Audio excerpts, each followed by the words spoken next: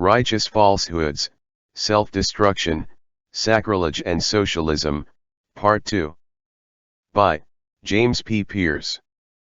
Liberalism, The Dying Light of Liberty, Part 1. No matter the rhetoric, no matter the destruction, there is never a path out for refuge from a political pursuit, it seems. We are all myopic enough to think or choose to be stuck in a generational time warp. Well, when all the supposed leaders are just sticking to scripts, then who is really to blame? The sharpness of that blade is almost a constant cut that produces nothing but guilty blood. That spills over into self-serving and self-destructive tendencies. As much as the left wants to cancel everything it deems as offensive in its wake, the conservative stance of liberalism or neoliberalism is nothing more than postmodern miming. Why even bother with memes? To sum it up into something the conservative side does have the moral high ground on, those who justify their liberalism will ultimately wind up either being hypocritical or just as confused as before. Yet this still belabors the point of self-destruction, yet those that aren't willing to show the ones who hold us in contempt, the secular satanic elite, are just as nihilistic.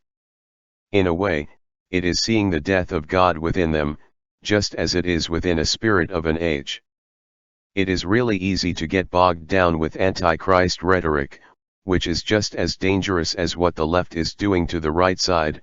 Yet again, there is evil on both sides.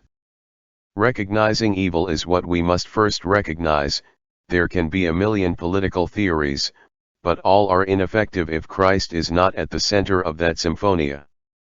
I know for the modern version it would be easy to pick Papal Catholic Italy or Patriarchal Orthodox Russia as some versions of a symphonia, yet with the almighty dollar, the persuasion is there enough to dissuade people going to two extremes, finding a new religion or going atheistic.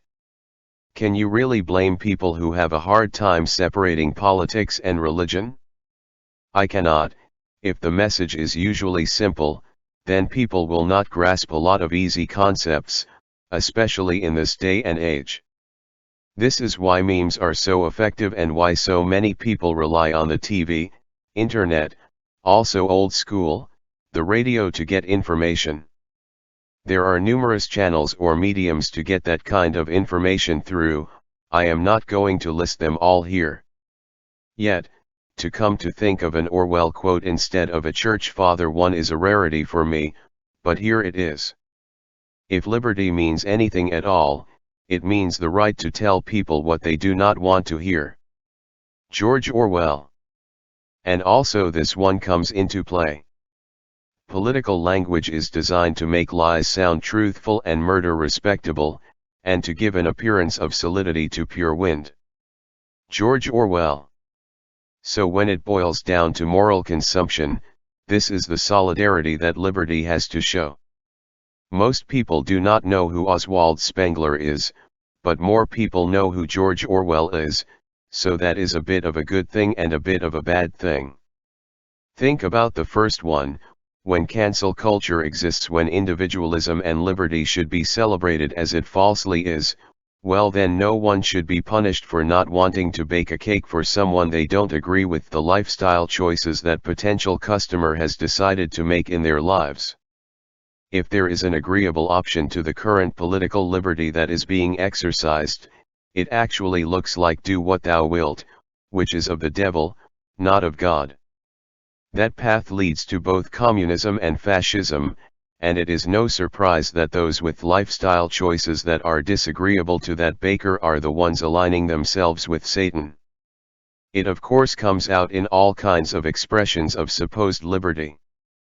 The mask comes off when that supposed point of view is provoked. This is true across the board, and it can lead to good things.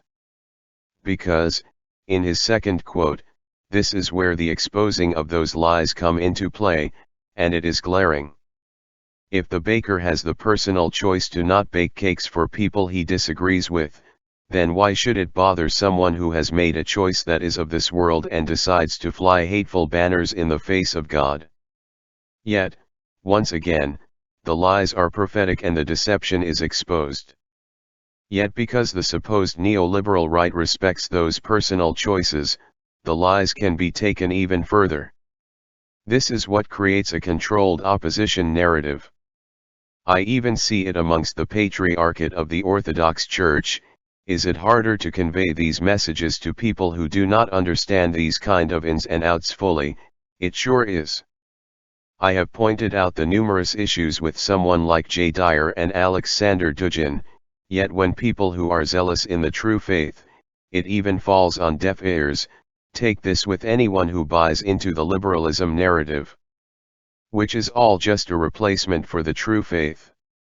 In these respective contexts, this is where the light of God should be a cause of our inner devotion and outward expression goes, not to the statue of liberty promoting false equality and false virtues of supposed goodness. Not to bring a racial component into this at all, but when someone is as celebrated as Martin Luther King Jr. in American society and there could have been much better leaders picked for the civil rights movement, then there is a crisis of morality at hand. To be absolutely respectful, if we are one nation under God, and we are promoting a morally consumed culture that changes its supposed moral structure from month to month with a new cause, that is a nation facing its end and nowhere near anything our great-grandfathers, grandfathers, and even fathers fought for in every globalist-controlled war. The people who call America a democracy have no idea what that word even means, along with the jumping the shark on what is a supposed republic. These are all very convoluted ways to interpret God's law, and this is why the morality is not legislated. With fascism, there was an attempt at an ethno-state. With communism there was an attempt to abolish religion. With capitalism, there is an attempt to replace this all with consumer goods. The common theme is just a continued string of replacement political theories. All have their cycles, as Spengler was pointed out earlier. People seem to be hoodwinked that the light of liberty ended the former and not the latter of the above statement.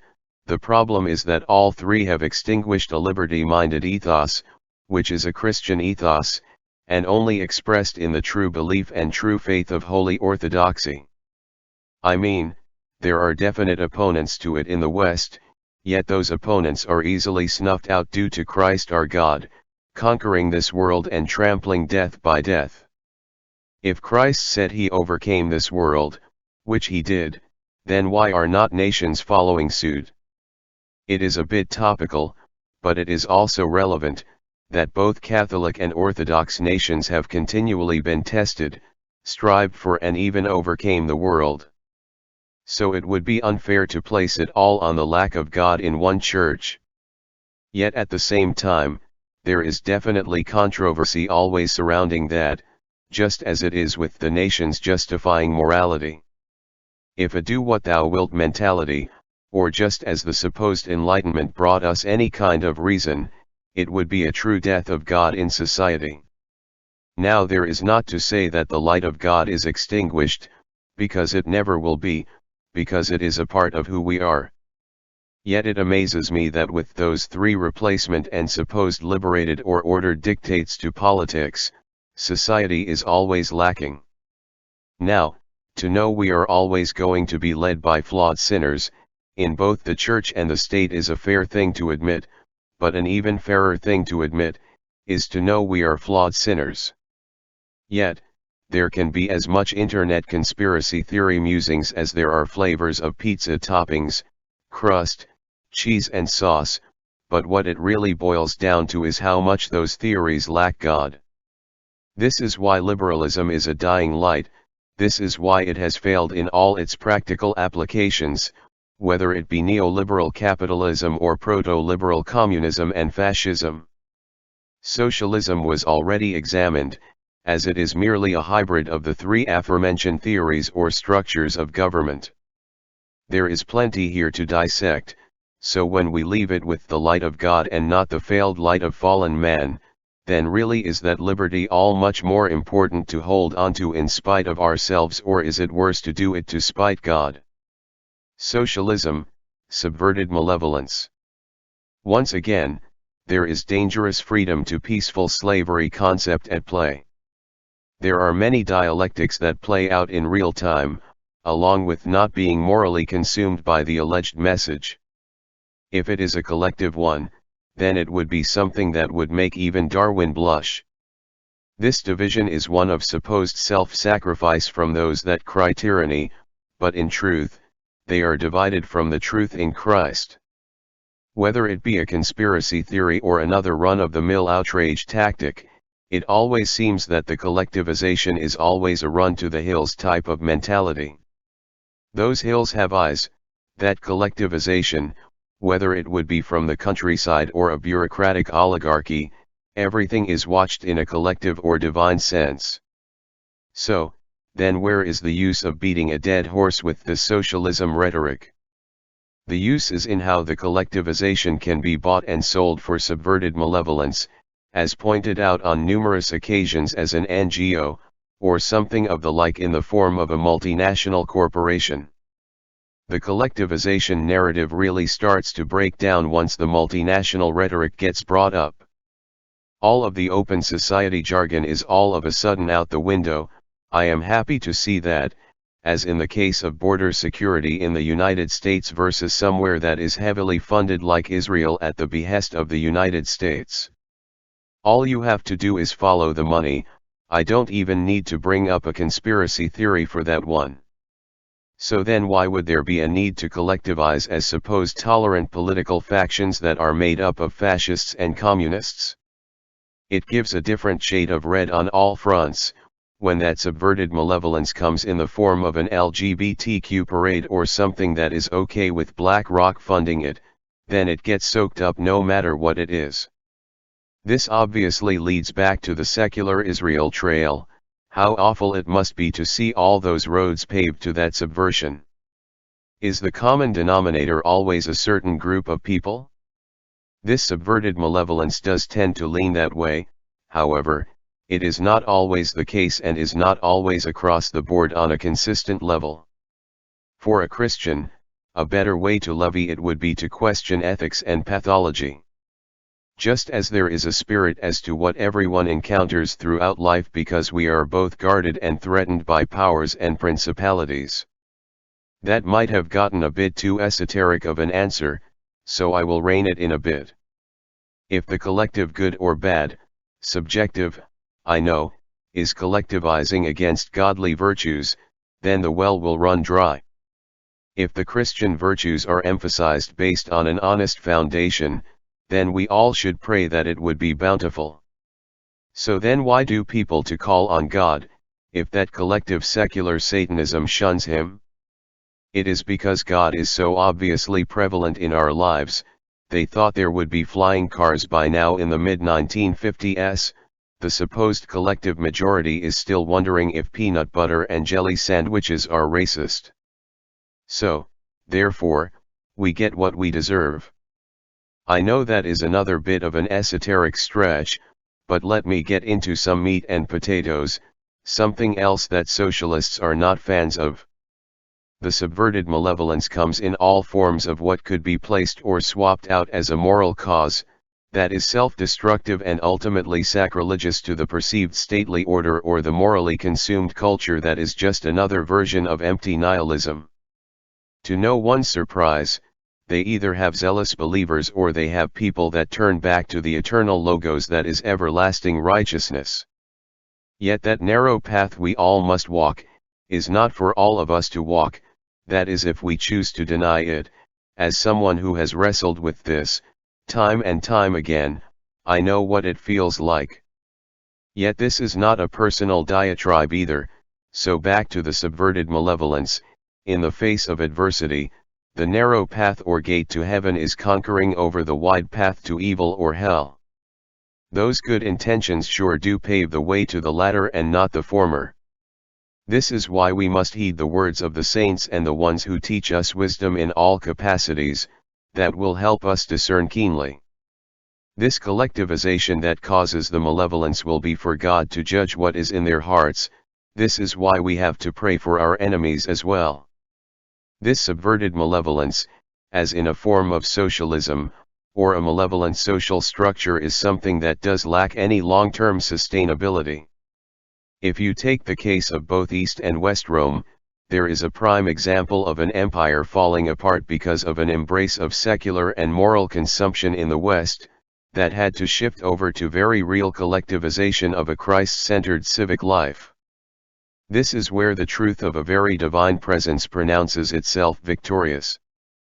Yet, as malevolence always rears itself in the vices, this is where that supposed socialist structure will ultimately eat itself up alive, just like an Ouroboros, which is another pagan or satanic symbol, rather than a Christian one. Does this imposition make it so that it is impossible to get back to having Christ at the center of civic life? I do not think so, for if the supposed collective good is really more malevolent subversion, then what is the point of even paying them any attention? And for that matter, if there is victory over death by death, then death to the world will always be exercised in heavy doses. So if the malevolence is a manifestation of those passions by people who think they can pull the wool over the eyes of any naive enough to constantly believe it, then the awakening might be ruder than what could ever be imagined. This is why God gives us strength, and this is why we have His armor as stewards of the true faith of the true God. The emperor has no clothes. Tired and overused, especially in the West. I would say sometimes it is not used enough. The emperor has no clothes, and when everyone can see them, yet no one wants to acknowledge them, this is where the rubber does meet the road with someone like Curtis Yarvin expressing his points of view. Yet then you have Dugin on the other hand, or maybe someone more akin to him could be Evola or Ganon. Either way, they all have something in common, regardless of their various differences. The emperor has no clothes, from Dugin pointing out anti-liberalism to Yarvin calling it a collective with the title of the cathedral. Everyone notices that puppets are being played as roles in a play for children. Being caught with your pants down is a very effective statement, however, where does it have its purpose for leadership? Well, you can see the balance with traditionalists like Evola and Ganon, and as pagan or Sufi Islam as they still were not in the same vein as Dugin, who is about as mystical as Rasputin. Misunderstood at times, as we all are, might be a good way to go about it. Yet Evola and Ganon were adamantly opposed to modern concepts and liberal to neoliberal structures of society. Then this gives way to a common ground in Dugin's trying to find. The exposure of the supposed hard right that Dugin is on is about as flimsy of an alliance as you expect. I think he really misses the mark and has no place to try to define or dictate what an anti-liberal version of the West could be. Not that I am a fan of the individualistic hubris or the idea that the state dictates and decrees it either. The laws of God are there to guide us, just like everything else in life, guidance is required for us.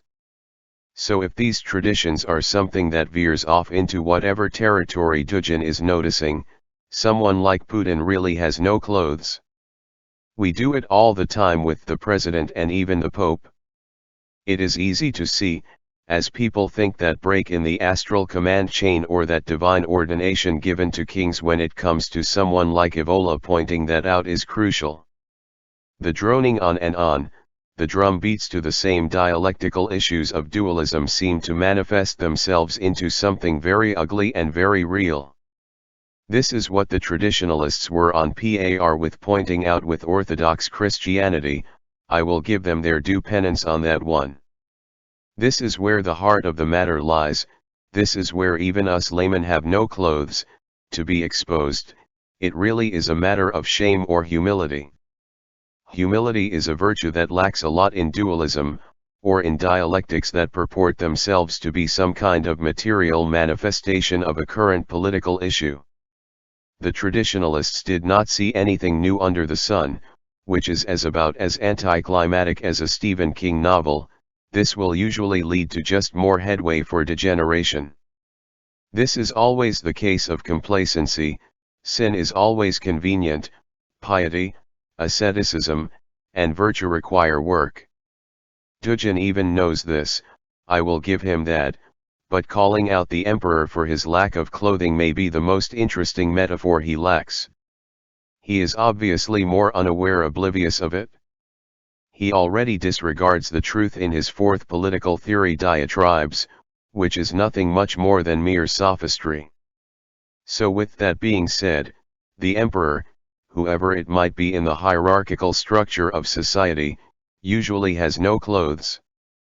On a comparative analysis, which I will dive deeper into at a later date, it might get a bit more topical and interesting. Until then, the leaders that supposedly define who the majority are now truly a case of them having no clothes. Communism, overt benevolence. This is not some sympathy for communism, this is more of a dialectical approach to what the state that is supposed to be the place of benevolence for the proletariat. The state is supposed to be beneficial to the proletariat and subservient to them as well. As we have seen oligarchies emerge, we know this is simply not the case. As pointed out in Politics by Aristotle, who was pretty prolific in his philosophy by the way, there are ascended and descended forms of governance. Oligarchy would be in the descended category. This is where this illusion of overt benevolence would stem from. We all saw it on display with the Covidian tyranny, as we all see it now with the current thing phenomenon. It is not surprising that those that follow the crowd seem to be the lemmings running off the cliff for what I have previously discussed.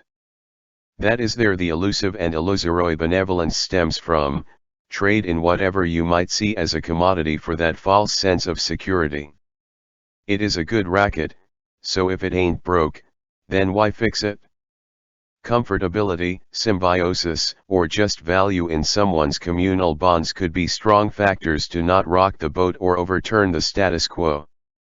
The bottleneck that is caused by communism to get tyrannical and oligarchical is just as much overlapped like supposed democracy does too. Either way, this benevolence is bought and sold as false safety or state submission. Without the prison being one of physical bonds, the last time someone goes against a neoliberal cause or the current thing phenomenon is just another procession in the great leap forward. So does this dissension into what is supposed out of love and understanding for the other side come from a place of authenticity? It rejects God, usually in communism or state submission, that benevolence is just as effective as a tiger looking for its prey. Now, to put aside some cat puns, we could pounce on this and ride the tiger, but I will heed with that. Let us look at the machinations, the effect rather than the cause of that tiger. Is the hunting tiger a result of a society left to its own devices, or is that hunting tiger a result of its own natural instinct to hunt its prey? It could very well be both. Now I know there is some game theory musings there, rather than anything Evola might have told you, then again ride the tiger is still on the reading list. I yet to have find a matter of fact for the former rather than the latter. Sure, man is separate from animal, but we still need to hunt and seek out our prey, whether it would be getting paid through an economic system to provide for ourselves and our loved ones, or in a many-mused and played-out dystopian future, eat your heart out with that one Mad Max or Blade Runner fans. Yet is that look into the future really that different from the benevolence or oligarchy that came before it? If you let something take over your being, in a perspective that might eat away at your full being, such as a transhuman piece of hardware, then it could not be any more animalistic than that. I do not believe in evolution, but adaptation is undeniable. The essence of something's nature may not change, but as for the adaptation to survive, then what is the use in the proof of a perspective? Was it in the tiger, or was it out of pure instinct that is something inherent that causes us to not trust those with consolidated power? Both of those things seem very familiar and instinctually intrinsic to the very benevolence, which are expressed more prudently in the virtues than the vices. Well, you do not have to look far for those with consolidated power for those vices. Yet at the same time they are always promoting some kind of prepackaged benevolence. This is always the case for the few and not for the many.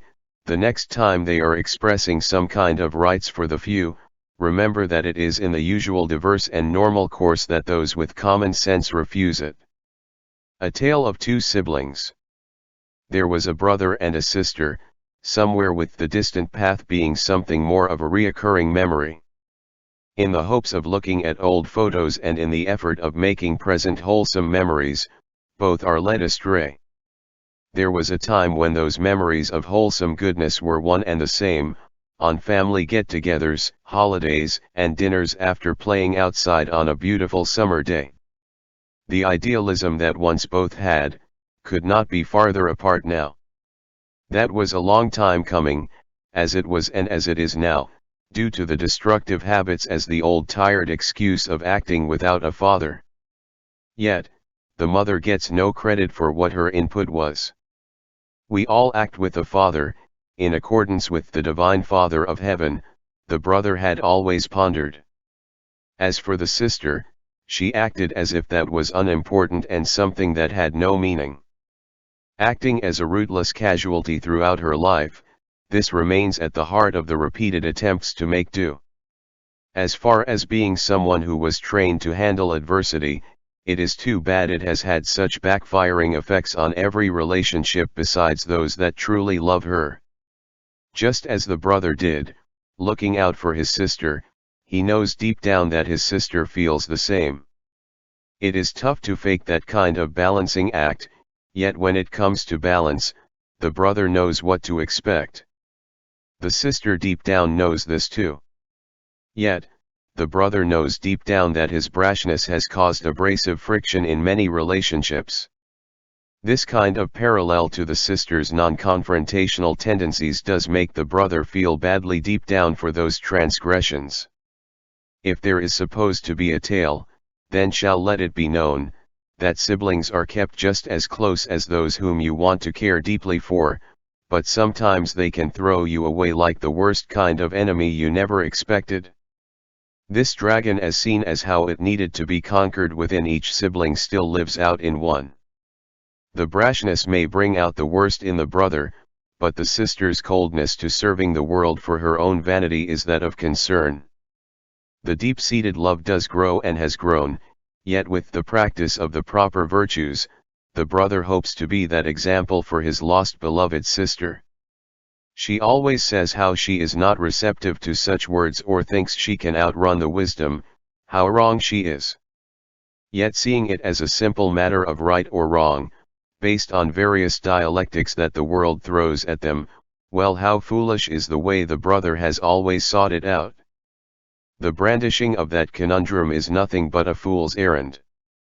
Not that he was welcome to his sister's foolishness, for the sister knows that grief caused was in vain.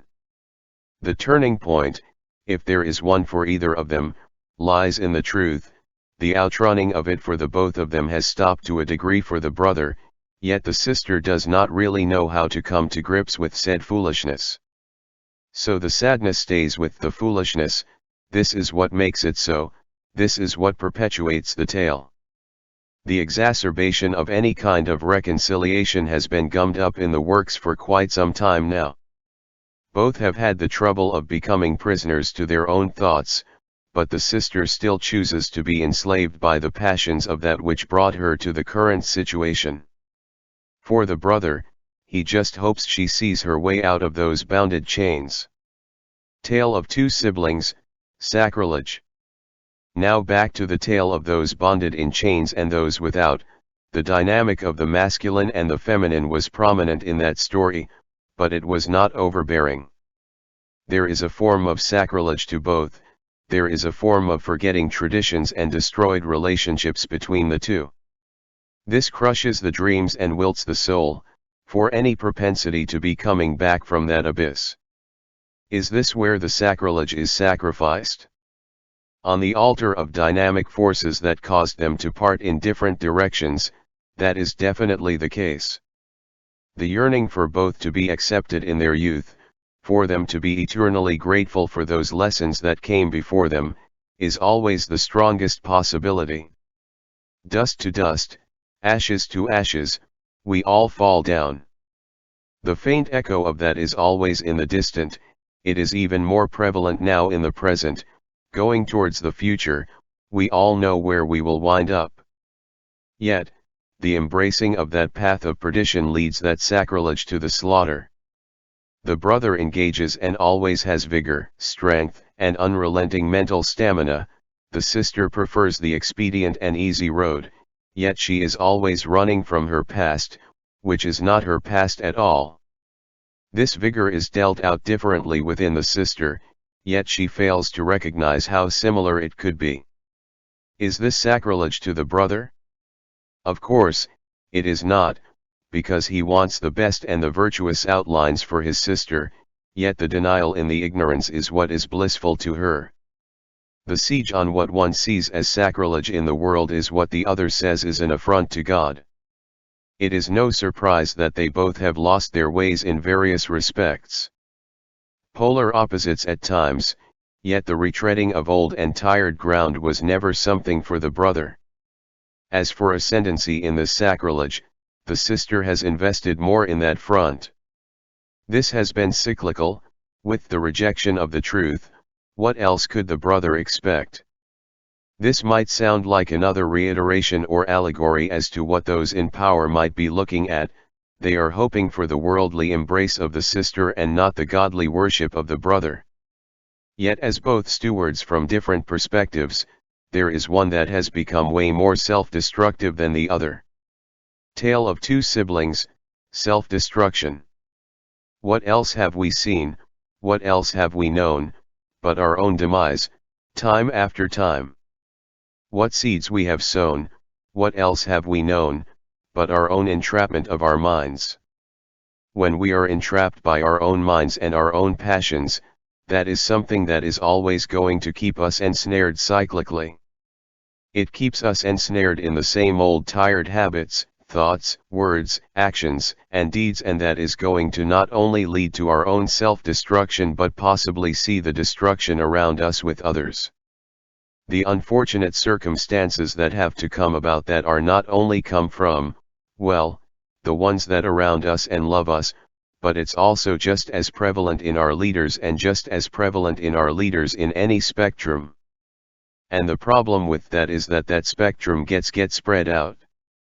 The more we see our lives out of order, the more we see our lives not in order, and the more we hope for that entrapment to put our lives back into order. Now, being ensnared with that is just as basically once again, another theme is the wicked inheriting the earth. And the problem with that is that when you inherit the earth or inherit the world, and you're expecting worldly things and worldly gains from it, then you will never get out of that instrument, or that entrapment. And that would cause anybody to go spiritually blind, or cause people to ignore it. Because, in essence, you can be spiritually blind, but that's a choice. So in essence, the choice is there, the choice that you make to be spiritually blind. The problem is that self-destruction is not always due to spiritual blindness. It's more so due to a conscious choice, because as Orthodox Christians we believe in free will and totally it is inherent upon us to keep with the virtues. Free will doesn't necessarily mean that we do things that are willing or not pleasing to God. And the problem with self-destruction and these two siblings is that they didn't see eye to eye with this. And this is what caused these transgressions. And this is what caused these passions to transpire. And this is also what has caused these passions to arise. Now, with this arising of these passions, and this arising of these thoughts, words, and deeds that are very ham-fisted to the point that the sister forgot what the brother wanted to say, or was trying to help. Well, with that being said, the passionate response is always the most expedient response to this SR. And that expedient response leads to more of that instrument. Now, what is old, what is new? What is new, what is old?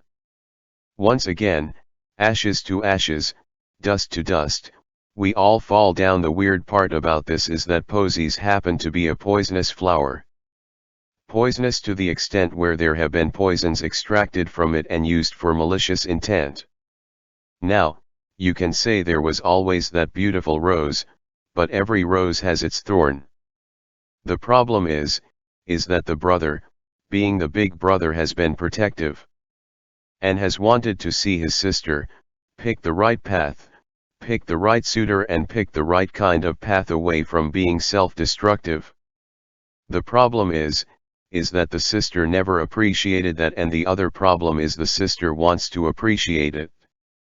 She just doesn't know how to do it in a healthy manner. Now, this of course goes back to our leaders in their behavior, right? There are leaders who are going to stand by the truth and going to stand by and see the people of their country self-destruct. And rightfully so, under things like the Covidian tyranny, under things like, well, how they can control, and that overt control is something that has been a common theme. Now, is that to be completely masculine or feminine and there in their respects? No. Is there a dynamic to it? Yes. But there's also that male and female dynamic with, obviously, being siblings. But that sibling rivalry manifested, differences and difference of opinion are more ingrained when someone like the sister is steeped in cultural Gnosticism. It is not as prominent or as forefront with the brother because he sees over what could be classified as the system embracing the world. Now that embracement of the world is just like the psalmist said, he embraces the world and inherits the earth.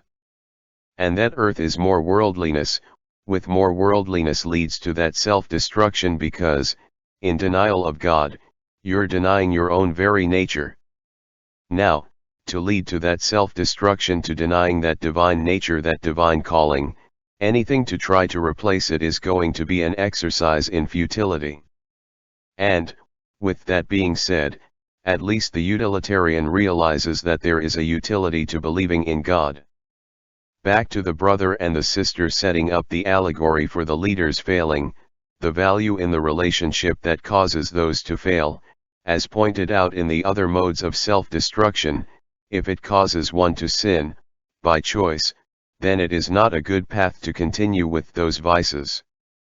Tale of Two Siblings, Righteous Falsehoods.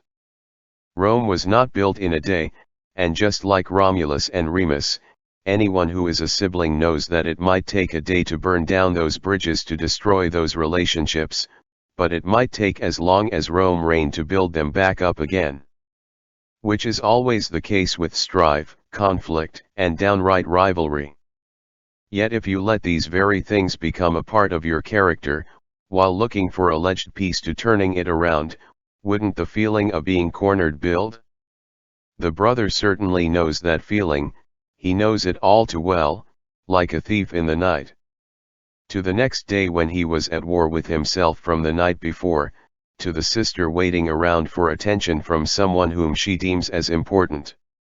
By that point in time they noticed what the other was doing, and there was certainly overlaps. The crescendos always hit the hardest when the sister was called out for her transgressions, to her rocky relationships with their falsehoods, being righteously indignant. Yet you think she would recognize that the brother has always been shocked by the malfeasance, but never by the failed potential. So where are the righteous falsehoods? Where do they lie in this dynamic? This dynamic lies in the propensity to outdo one another. One is running the race and the other stopped a long time ago. It is a feat of astonishment. Character takes building, but just as Rome fell, it fell with that crescendo. With the embracing of these false gods, there is a theme of that worldliness that the sister has embraced with those passions. She has chose the road that is more difficult. So why give up a dream in pursuit of something unworthy? We all like our challenges and we all dislike challenges in our way. Yet, the righteousness that could come from those that are worthy of asking, well, it crushes the point, just like it crushes under its own weight. When that falsehood is propped up that is something consequential to a true challenge, then its unrighteous natures will eventually be exposed. Liberalism, The Dying Light of Liberty, Part 2. Conservatives are just liberals driving the speed limit. Oh, how I have heard that phrase several times. It always ends in a resounding crash of either them not being in cahoots with the rest of America first or pointing out the real racists. So where is this dying of the light? Where is this call for tyranny coming from if we are supposed to be liberty-minded individualists? It does not help that modern cancel culture, which is not that much of a new phenomenon, you don't have to go back very far to see extreme left-wing versions of it in communist China or Russia or fascist Germany or Italy. There is a common link there, and it is undeniable that it comes from a far-left mindset. I know we are not supposed to be individualists because of the Christian faith, yet God will judge us as individuals. That is inevitable. This is what we have to live with, and this is the judgment that did cast us out to be in this fallen world. Yet in every test, we should be thanking God and not some materialist ethos. This is where liberalism always repudiates itself against the Christian dynamic. As mentioned before, it always destroys itself, and it more than creates a nihilistic attitude towards any kind of government. Which is to say, it always is the case. If anyone is surprised by this analysis, they have yet to self-destruct. In any capacity, it can either be revelatory or devastating. So why pull out the Christian ethics of this then? Well, there are two factors to this: to undermine good and Christian people, or to overtly take over, much like the Bolsheviks did that forced the clergy of the Russian Orthodox Church into the catacombs. Many such instances have happened to Orthodox and Catholic Christians.